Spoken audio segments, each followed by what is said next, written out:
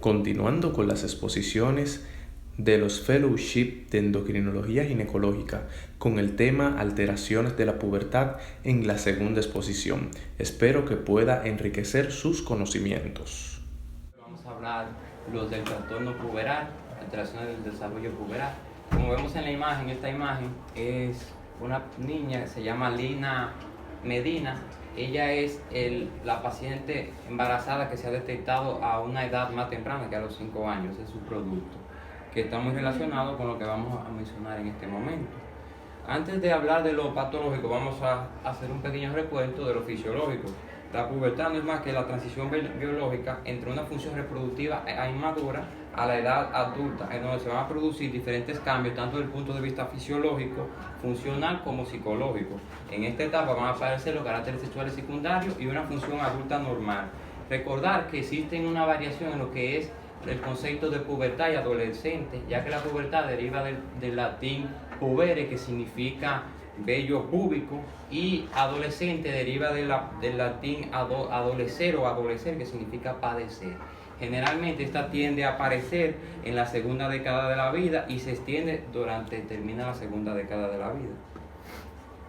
El inicio de esta va a depender mucho de, como se mencionaba anteriormente, factores genéticos. También esta va a estar muy relacionada con la edad de aparición de la menarquia en la madre y va a tener estrecha relación con la edad de aparición también de las hermanas. Otros factores que influyen en la aparición de la pubertad son el estado de salud general, algunas alteraciones ambientales y el estado social. Esta se ve que se inicia mucho más temprana en climas calientes o en aquellas pacientes que están con una mayor exposición a la luz solar.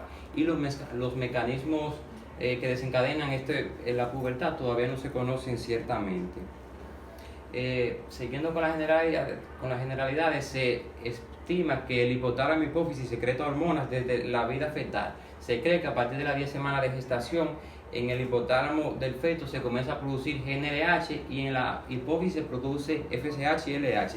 Estas concentraciones de gonadotropina se van a elevar durante todo el embarazo y hasta antes del nacimiento. Ya una vez se produce el nacimiento, la primera semana de vida, van a producir una disminución y posteriormente se van a encontrar a niveles relativamente bajos hasta previo a los estadios prepuberal. En la infancia, este bloqueo o por qué no aparecen los caracteres sexuales secundarios ni la pubertad se debe a los efectos de retroalimentación que están muy sensibles con la disminución de las concentraciones de estrógenos, que van a producir un efecto de inhibidor a nivel central, como se mencionaba en la clase pasada.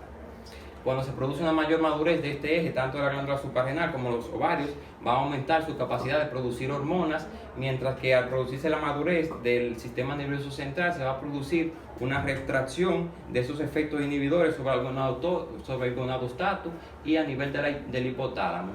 Al liberarse este freno, entonces se van a producir andrógenos suprarrenales, lo que va a desencadenar la adrenarquia. Luego se van a producir gonadotropinas y esteroides sexuales o gonadarquia, y seguido de esto en las niñas va a aparecer lo que es la menarquia y en los varones la espermatarquia. Entonces, la secuencia de eventos que se producen en la pubertad, esta generalmente va a tener una duración de 1 a 6 años con una media de 4.5 años y va a tener una secuencia característica. Lo primero, el desarrollo del esterón puberal o el desarrollo del crecimiento, seguida por la terarquia, que esta va a aparecer generalmente a los 10.9 años. Después se va a producir la adrenarquia, que generalmente se produce entre los 11,2 años. Junto con la adrenarquia va a aparecer la aparición de la pubarquia o el vello púbico y axilar. Y posteriormente la menarquia, que es lo último a aparecer, que generalmente va a aparecer 12.5 años posterior a la adrenarquia, y el tiempo que transcurre entre la adrenarquia a la aparición de la menarquia generalmente varía entre 2 años a 2 años y medio. Entonces existen algunas variaciones de la pubertad que son consideradas normales. Dentro de esta tenemos el retardo constitucional, que esto no es una variedad de pubertad fisiológica en el que se va a producir un retraso tanto de la aparición del carácter sexual secundario como del estirón puberal. En estos casos, como va a haber un retraso en la aparición de estas características sexuales y del estirón puberal, por lo tanto, estos pacientes van a crecer hasta la tercera década de la vida. Recordamos que mencionaba anteriormente que la pubertad abarcaba lo que es la segunda década de la vida. Como hay un retraso, entonces eso se pueden extender hasta la tercera década de la vida. Generalmente esta no va a producir ninguna alteración desde el punto de vista funcional ni va a alterar la reproducción de la mujer o del niño. La telarquía prematura, que esta puede ser uni o bilateral, generalmente aparece después de los 2 años, y en estos casos no va a haber ninguna alteración desde el punto de vista funcional, no van a haber alteraciones desde el punto de vista de la aparición de los caracteres sexuales secundarios posteriormente, ni tampoco va a haber alteración del crecimiento de los niños.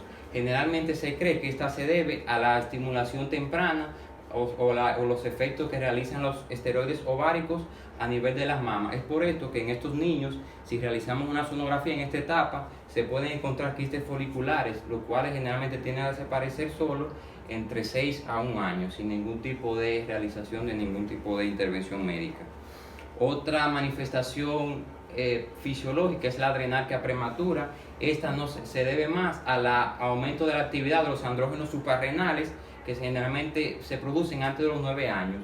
En este caso, también es una variación fisiológica del desarrollo puberal, en el que no se va a necesitar la realización de ningún tipo de intervención médica, tampoco va a tener repercusiones en el posterior crecimiento del niño, ni en la aparición de los caracteres sexuales secundarios. Generalmente, el único conducta que se hace en estos niños es el seguimiento para confirmar que de verdad se trate de una adrenarquia prematura. Y por último, la última manifestación fisiológica de pubertad es la menarquia prematura, que esto también se ve antes de los 9 años, en niñas que presentan sangrados menstruales aislados. Generalmente tampoco se produce con alguna alteración desde el punto de vista de su función reproductiva ni de la fertilidad. Tampoco requiere un seguimiento, requiere ninguna medicación, ningún tratamiento, sino seguimiento. Generalmente estos menarquias aisladas desaparecen espontáneamente. Pudiera ser que la paciente experimentara algunos ciclos consecutivos, pero generalmente desaparece sola sin necesidad de ningún tipo de medicación. Ya hablando de lo que es la pubertad precoz, esta no es más que la aparición de los caracteres sexuales secundarios, tanto el desarrollo mamario, el vello púbico y axilar, antes de los 8 años para las niñas y antes de los 9 años para los niños. Otra definición es cuando se encuentran por debajo de los 2 a 2.5 desviaciones estándares para la media para la edad de la aparición de la pubertad. Esta generalmente, el aumento del prematuro de los esteroides sexuales va a causar una aceleración del crecimiento lineal y un posterior cierre de las epífisis. ¿Qué quiere dejar dicho? Que en la pubertad precoz, como va a haber un aumento de la producción de estrógenos sexuales, esta se va a producir una aceleración del crecimiento. Es por tanto que estos niños o niñas, dependiendo del sexo que se presente, van a presentar al inicio un aumento o un mayor tamaño que los demás niños en comparación con su edad, pero que ya en etapas adultas, como se va a producir un aumento prematuro de la aceleración del crecimiento, posteriormente en la etapa adulta, estos van a ser más pequeños que los adultos normales, y por esta prematuridad. Al principio del siglo XX se tenía una tendencia a disminuir el tiempo de aparición de la pubertad. Esto generalmente se pensaba que estaba relacionado con factores nutricionales. Es por esto que en la Sociedad Americana de Endocrinología Pediátrica en 1999, debido a este adelanto que se estaba presentando, se planteó disminuir la edad en que aparecía la pubertad. Y lo planteaba que en las niñas caucásicas generalmente aparecía a los 7 años, mientras que en los afroamericanos a los 7 años. Esta recomendación ha sido bastante discutida por la misma Sociedad de Endocrinología de Estados Unidos. Por tanto, en Estados Unidos ellos consideran como la pubertad precoz, la aparición de los caracteres sexuales secundarios en las niñas antes de los 8 años y en los niños antes de los 9 años. Desde el punto de vista de su epidemiología, vemos que en 1969 James Tanner realizó un estudio con 192 niñas que vivían en un orfanato, y él comprobó que el 95% de estas niñas iniciaban la pubertad entre los 8.5 a 13 años, por lo que existía aproximadamente 2.5 de estos niños que iniciaban la pubertad antes y lo seguían considerando como normal. Más adelante, Martin Haneberg Catalaya describió que el desarrollo mamario aparecía entre los 8 a 9 años, y posteriormente en 1999 Helmer Giden determinó que el desarrollo mamario aparecía a los 8,8 años en las niñas de raza negra, y a los 9,9 años las niñas de raza blanca. Vemos que la pubertad precoz es mucho más frecuente en niñas que en niños, con una relación de 5 a 1. El 80 al 90% de los casos de pubertad precoz es idiopática en el caso de las niñas, a diferencia de un 40% que en niños. O sea que cuando tenemos una niña con pubertad precoz, el 80 al 90% de la etiología es idiopática, mientras que en niños es mucho más frecuente las alteraciones orgánicas. Vemos que las primeras manifestaciones que se presentan son alteraciones del crecimiento, aparición de las mamas, aparición del vello púbico, el olor apocrino, y como mencionaba anteriormente, la causa en niñas es principalmente idiopática, mientras que en niños debe descartarse algún proceso orgánico. Y los datos más característicos de pubertad precoz en niños es una aceleración de la aparición de los testículos y un aumento del pene y del escroto. Son las principales manifestaciones. Vemos que la pubertad precoz tiene una incidencia anual de 15 a 26 por cada 100.000 habitantes. Eso es en niñas, y en niños va a ser de 10 a 15% menor. ¿Cómo clasificamos la pubertad precoz? Bueno, existen diferentes clasificaciones para definir la pubertad precoz.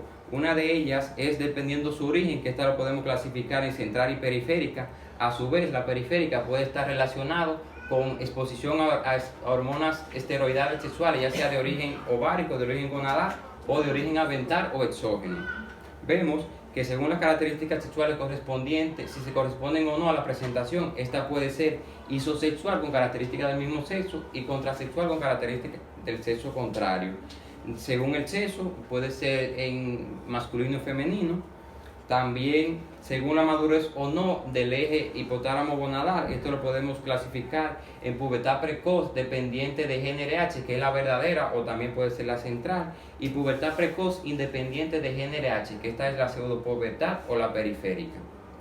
Otras clasificaciones también es por la aparición total o parcial de los caracteres sexuales secundarios, que puede ser incompleta cuando no hay aparición de ningún carácter sexual secundario, incompleta cuando hay aparición parcial de alguno de estos caracteres sexuales secundarios. Y la pubertad precoz también puede clasificarse en incompleta, que en este caso sería una telarquía prematura, pubarquia prematura o una menarquia aislada. La pubertad precoz, según el origen se puede clasificar en tumoral o no, patológica y iatrogénica, y otras causas de pubertad precoz. Aquí vemos un pequeño cuadro donde nos habla de las diferentes entidades que nos pueden causar una pubertad precoz. Vemos que la isosexual, la pubertad precoz completa o verdadera o dependiente de GnRH, la principal causa en niñas, como mencionamos, es idiopática, seguida de las causas tumorales del sistema nervioso central, dentro de ellos los amartomas, los gliomas y otros tumores del sistema nervioso central. También puede estar relacionado con lesiones no tumorales, como son los traumatismos, las radiaciones, las infecciones, las malformaciones. Por su parte, la independiente de GnRH o pseudopubertad, esta se puede deber a tumores secretores de gonadotropinas, como pueden ser tumores del sistema nervioso central, productores de HCG, de FSH, de LH o de otras hormonas. También fuera del sistema nervioso central vemos como son las alteraciones hepáticas, los cholangiocarcinomas, entre otros tumores. Otros tumores también que nos pueden desencadenar esta pubertad precoz es los tumores suprarrenales y los gonadales. Y también lesiones no tumorales que produzcan aumento de los esteroides sexuales, como pueden ser de causas suprarrenales, hiperplasia suprarrenal congénita, de causas ováricas, los quistes funcionales de ovárico, el síndrome de Matt-Curny, que más adelante va a ser mencionado, y de origen difuso, como puede ser iatrogénica, autoinmune y un hipopituitarismo, un hipotiroidismo, la obesidad, entre otras causas. Entre las causas contrasexuales vemos que puede ser feminización en hombres, masculinización en mujeres, y otras causas también, como son las variaciones fisiológicas, la telarquía prematura, la adenarquia prematura, entre otras causas. Ya hablando de cada una de estas entidades, vemos que la pubertad precoz verdadera o central o dependiente de GnRH, esta se debe a la madurez prematura del eje hipotálamo hipófisis gonadal. En esta va a haber una secuencia normal de aparición de los caracteres sexuales secundarios, lo único que va a ser antes de los 8 años en las niñas y 9 años en los niños. Generalmente las características sexuales son acorde al niño o al sexo del niño, que son isosexuales. El 40 al 75% de los casos es identificable una causa que lo produce en niños, a diferencia de un 10 a un 20% en las niñas, como mencionábamos anteriormente. En las niñas la causa idiopática es la más frecuente, por eso la causa demostrable generalmente se produce en un 10 a un 15%, mientras que en los niños la causa demostrable o causas tumorales representan la principal causa de pubertad precoz, por lo que representan un 40 a un 70%. En esta va a haber un crecimiento lineal acelerado, por ende va a haber una edad ósea avanzada y niveles puberales de FSH y de LH. Desde el punto de vista clínico, estos van a tener un aumento de crecimiento, generalmente va a ser más de 6 centímetros en un año, va a aparecer adenarquia, telarquia, pubarquia, olor corporal característico a la edad adulta.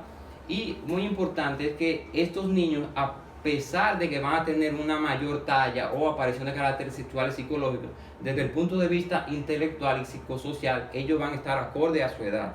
O sea que estos niños, aunque físicamente se vean como personas mayores, desde el punto de vista de su intelecto, de su comportamiento, se van a comportar como niños de su edad.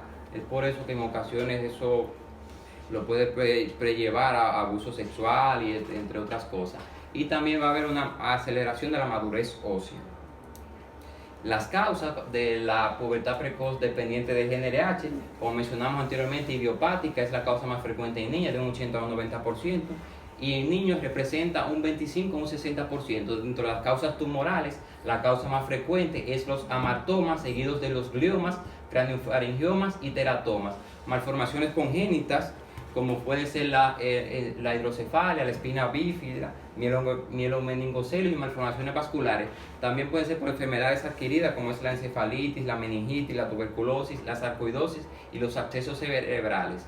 Inducida por procesos médicos como son la radioterapia, la quimioterapia, los traumatismos craniocefálicos y la cirugía del sistema nervioso central. Puede ser secundaria a un hipotiroidismo prolongado, genética, que generalmente se debe a mutaciones específicas que son infrecuentes de los genes KIT1 y KIT1R.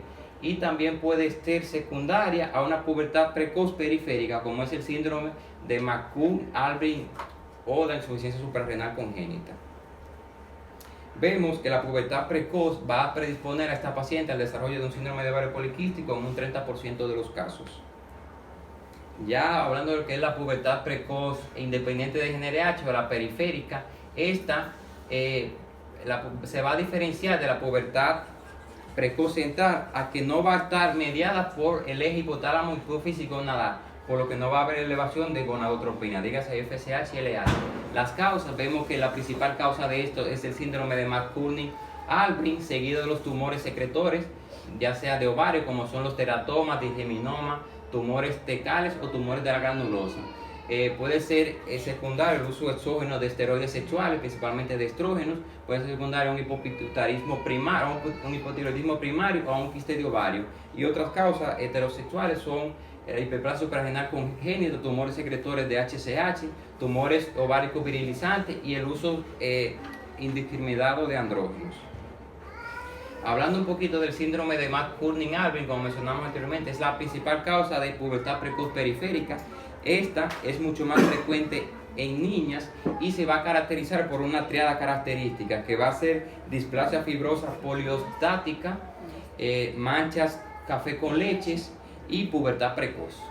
Esta se va a deber a la producción autónoma de estrógenos por los ovarios, la cual va a ser secundaria o alteraciones del gen que codifica la proteína G, que es estimuladora de la adenilciclasa. Es por eso que se va a ver un aumento en la producción de esteroides a nivel ovárico sin la intervención del eje hipotálamo hipófisis. Y esta va a causar pubertad precoz en el 5% de los casos. Generalmente se presenta entre los 2 a 8 años, entre los 2 a 6 años, y va a haber una secuencia con telarquia, episodios de sangrado transvaginal y una aceleración de la velocidad de crecimiento. Otra causa de pubertad precoz son los quistes de ovario, que esta es una causa de pubertad precoz independiente de gen RH. Esta se va a deber, vamos a encontrar los estrógenos típicamente elevados y la gen RH disminuida. Esta va a haber una edad ósea avanzada y al realizar una ecografía vamos a ver uno o más quistes ováricos unilaterales o bilaterales con un diámetro mayor a 15 milímetros. la pubertad, recordar que la pubertad precoz periférica, como mencionamos anteriormente, nos puede llevar a la paciente a una pubertad precoz central.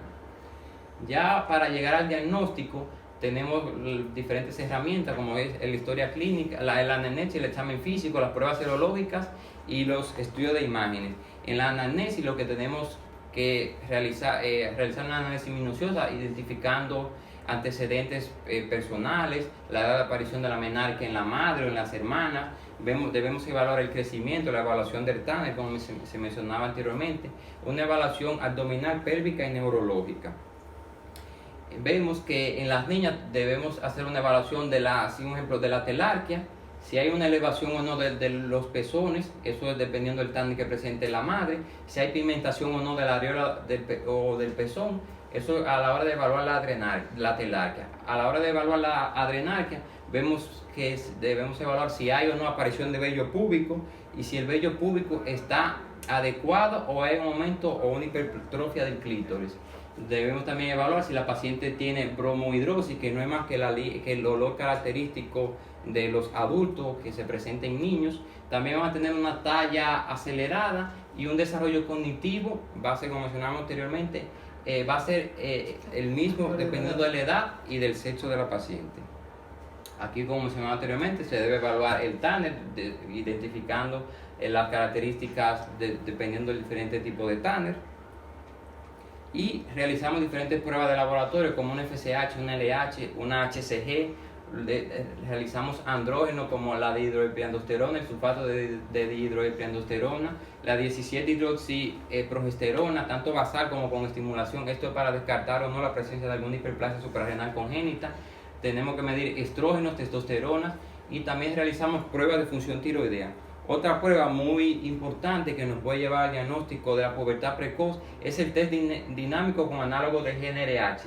Esto lo vamos a considerar como un elemento diagnóstico para la pubertad precoz y se considera valores normales cuando están entre los 3.5 a 5. Estos son rangos normales. Cuando exceden estos valores, entonces se habla de que estamos ante la presencia de una pubertad precoz.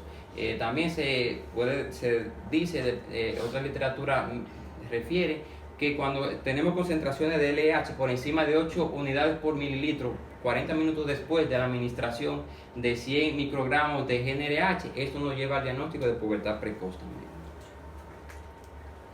Otros estudios que debemos realizar es una radiografía de mano izquierda para valorar la edad ósea, resonancia, tomografía, sonografía testicular en el caso de los niños y una sonografía transvaginal en el caso de las niñas. Existen diferentes criterios para llegar al diagnóstico de pubertad precoz. Vemos que esta va a tener una edad ósea mayor que la edad cronológica, una talla mayor también que la edad cronológica. El test de GnRH, como mencioné anteriormente, va a estar reactivo y hacemos diagnóstico cuando tenemos una concentración de estradiol mayor a 15 picogramos por mililitros en mujeres y una concentración de testosterona mayor de 27 nanogramos por mililitros en varones, o un volumen ovárico mayor de 2 mililitros. Aquí vemos un pequeño algoritmo para el diagnóstico de pubertad precoz en cuanto al desarrollo de las mamas, el desarrollo del vello púbico. Vemos que si la edad ósea está normal, ahí realizamos y evaluamos la mama y el vello púbico. Vemos que si se encuentran normal, hacemos una prueba de estimulación con GnRH. Si encontramos LH basales, la estimulación está elevada, podemos pensar en una pubertad precoz dependiente de GnRH y también debemos realizar una resonancia cerebral. En el caso de que tengamos una mama y un vello púbico único, vemos que es una pubertad precoz incompleta en este caso. Y en el caso de que realizamos la prueba de estimulación con GnRH, que encontremos una LH basal después de la estimulación normal, vemos que esta es una pubertad precoz independiente de gonadotropinas o periférica. En este caso también se puede hacer estradiol, testosterona y 17-hidroxiprogesterona para descartar causas externas que no pueden causar la pubertad precoz. Otro pequeño algoritmo es cuando aparece en la telarquia antes de los 8 años. Vemos que si tenemos vello púbico y encontramos niveles de LH basales con la estimulación, vemos que puede ser un retardo puberal, que hay respuesta puberal, puede ser una pubertad precoz central. En este caso realizamos una resonancia magnética, una tomografía axial computarizada. Si estas están normales, nos habla de una pubertad precoz central idiopática, y si está alterado nos diagnostica la causa tumoral, como puede ser un hematoma o otros tumores del sistema nervioso central. En el caso de que tengamos una LH basal con estímulo de GnRH, entonces tenemos respuesta puberal. En este caso realizamos un estrógeno sérico y una ecografía pélvica. Aquí evaluamos si existe algún quiste o tumor a nivel de los ovarios. Si realizamos un perfil tiroideo y lo encontramos elevado, vemos que podemos estar ante un hipotiroidismo primario, y también podemos realizar una gammagrafía para descartar algunas alteraciones óseas. Y en el caso de que encontremos valores prepuberales, nos habla de lo que es una telarquía precoz aislada. Entonces, hablando ya del tratamiento, ¿cuáles son los objetivos de este tratamiento? Bueno, detener el desarrollo, detectar o tratar las lesiones del sistema nervioso central, frenar la aceleración de la aparición de los caracteres sexuales secundarios, retardar el cierre de las epífisis en los niños, evitar las alteraciones psicosociales, prevenir los sangrados menstruales en las niñas, evitar o tratar la causa que lo desencadenen, evitar o conservar la talla en las etapas adultas y preservar la fertilidad de la paciente.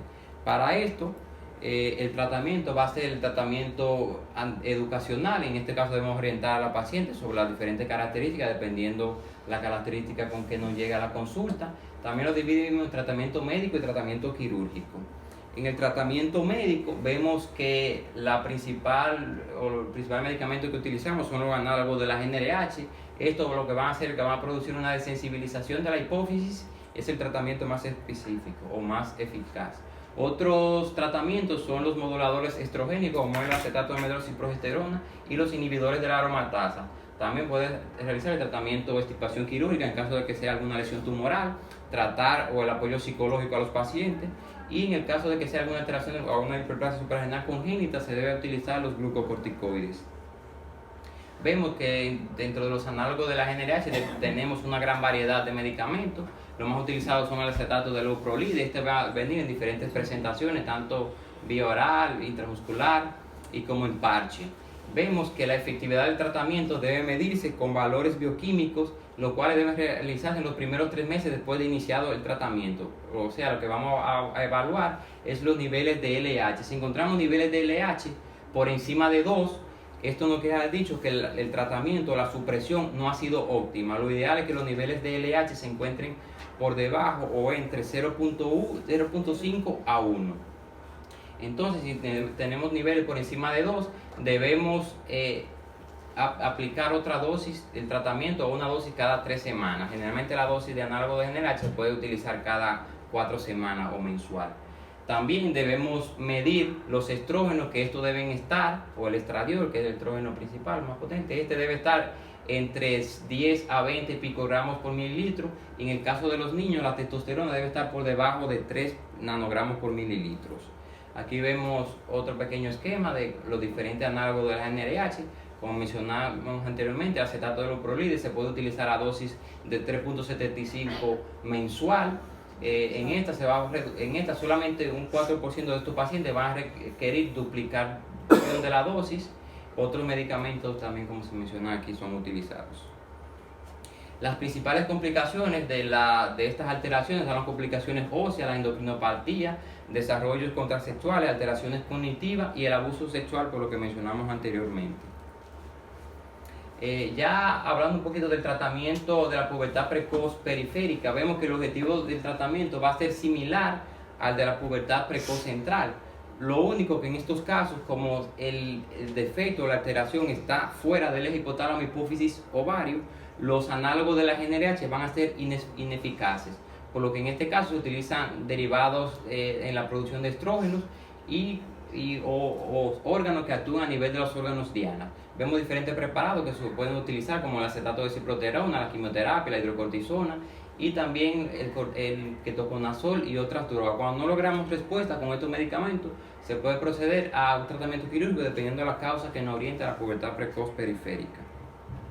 Vemos que el pronóstico va a ser bueno siempre y cuando se realice el diagnóstico oportuno y el tratamiento adecuado. Y este va a depender también de la cantidad de endocrinopatías existentes y si existe alguna lesión ósea o alguna lesión tumoral, también va a influir mucho en el pronóstico.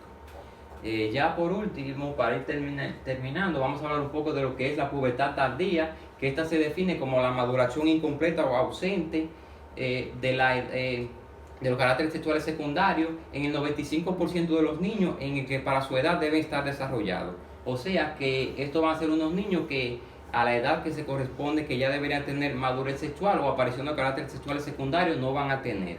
Generalmente la pubertad tardía se debe a un hipogonadismo, que a su vez puede estar secundario por una alteración o un eje hipotálamo hipófisis inactivo o por una insuficiencia ovárica primaria. Las causas más habituales son hipogonadismo hipogonadotrópico, que se debe a una deficiencia funcional de GnRH. También puede ser por un reflejo retardado a la concentración, a la retroalimentación del eje hipotálamo hipófisis ovárico, o una supresión crónica o de los estrógenos, o también a aquellos pacientes que están sometidos a desnutrición, a ejercicio físico extenso. Vemos que aquí diferentes etiologías nos pueden causar un retraso en la pubertad, como son un retraso en la pubertad constitucional, algunos retrasos en la pubertad secundaria, enfermedades crónicas como el asma, la desnutrición, insuficiencia renal, entre otras. Los hipogonadismos también no pueden ser causa de retraso en la pubertad, que estos pueden ser hipogonadotrópicos e hipergonadotrópicos dependiendo de la entidad nosológica que nos cause dicha patología.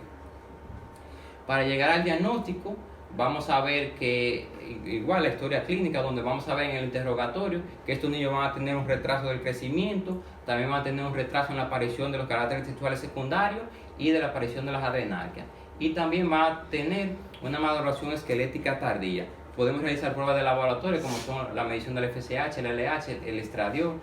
Como mencionamos anteriormente, como es fuera del eje hipotálamo hipófisis gonadal, la estimulación con análogo de la GnRH no va a ser útil. También se puede realizar un cariotipo para descartar que tengamos alguna alteración genética.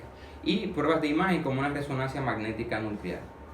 Ya por último, para hablar del tratamiento, en el caso de que tengamos un retraso fisiológico en el desarrollo puberal, vemos que esto es lo que tenemos que orientar a la paciente y al familiar sobre que orientarlo que esos retardos fisiológicos que van a aparecer posteriormente, que posteriormente van a aparecer esos caracteres sexuales secundarios. En el caso de que tengamos un hipogonadismo, vemos que debe utilizar el tratamiento de hormonal sustitutivo para la aparición de los caracteres sexuales secundarios y que los niños alcancen una talla posterior adecuada.